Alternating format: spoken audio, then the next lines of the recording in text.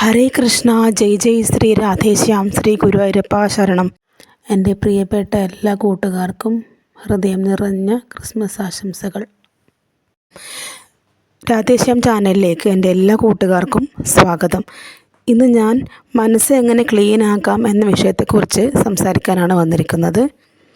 നമ്മുടെ മനസ്സ് എപ്പോഴും ക്ലീനാക്കി വയ്ക്കേണ്ടതിൻ്റെ ആവശ്യകത വളരെ വലുതാണ്. നമ്മുടെ മുന്നോട്ടുള്ള ജീവിതയാത്ര ഏറ്റവും മനോഹരമായി സഞ്ചരിച്ച് നിറവോടെ പൂർത്തിയാക്കാൻ നമ്മുടെ മനസ്സ് വൃത്തിയായി സൂക്ഷിച്ചേ പറ്റൂ.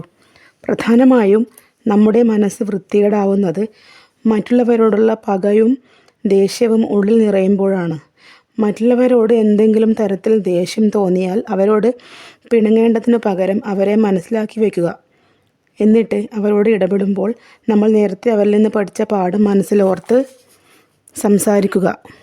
പക്ഷേ മനസ്സിൽ പക സൂക്ഷിക്കരുത്. നമ്മുടെ മനസ്സ് കണ്ണാടി പോലെ എപ്പോഴും തുടച്ച് ക്ലീനാക്കി വയ്ക്കേണ്ടത് നമ്മുടെ ഉത്തരവാദിത്തമാണ്. കാരണം നമ്മുടെ മനോഭാവമാണ് നമ്മൾ ലോകത്തെ എങ്ങനെ കാണുന്നു എന്ന് തീരുമാനിക്കുന്നത്. സത്യം പറഞ്ഞാൽ രണ്ട് വ്യക്തികൾ തമ്മിൽ സംസാരിക്കുമ്പോൾ ആശയങ്ങൾ കൈമാറണം. എന്നാൽ അവർക്ക് രണ്ടാൾക്കും വളരാം. നേരെ മറിച്ച് രണ്ട് വ്യക്തികൾ സംസാരിക്കുമ്പോൾ വെറും മറ്റുള്ളവരെ പറ്റി ഗോസിപ്പാണ് പറയുന്നതെങ്കിൽ എനർജി ലോ ആകും. പോരാതെ ആരെപ്പറ്റിയെങ്കിലും ഗോസിപ്പ് പറഞ്ഞാൽ അവരുടെ കർമ്മഫലം നമ്മൾക്ക് കിട്ടും. അതുകൊണ്ട് ഇത് കേൾക്കുന്ന നിങ്ങൾ അത് ചെയ്യരുത്. നമ്മുടെ മനസ്സ്, നാവ് എന്നിവ നന്നായാൽ ജീവിതം നന്നായി എന്ന് ഫേമസ് ഡോക്ടേഴ്സും സൈക്കോളജിസ്റ്റുകളും വരെ ശരിവച്ചിട്ടുണ്ട്.